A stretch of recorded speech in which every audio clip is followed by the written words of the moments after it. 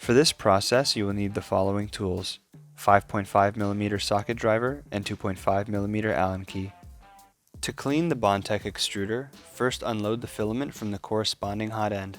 If you cannot unload the filament for any reason, please check out our video for manually unloading the filament with the link in the description. Turn the printer off and disconnect the power cable for safety reasons. Remove the two thumb nuts from the back of the printer and take off the extruder cover.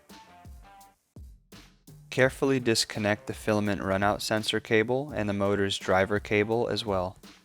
Disconnect the Bowden tube at the top of the extruder.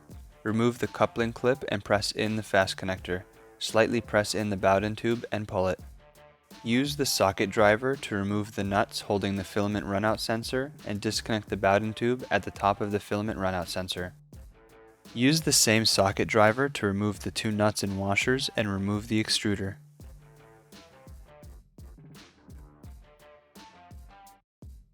Loosen the thumb nut to be able to remove the spring.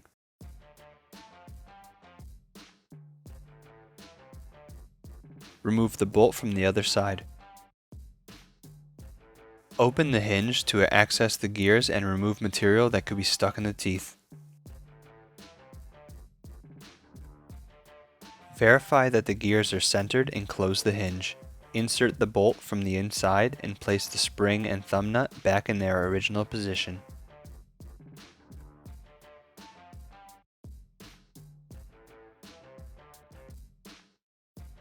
Secure the extruder back in place with the washers and nuts.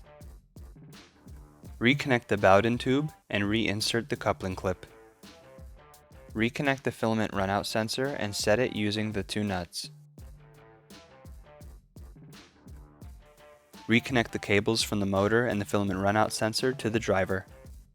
To regulate the extruder's tension, tighten the thumb screw all the way and then turn it back one full revolution.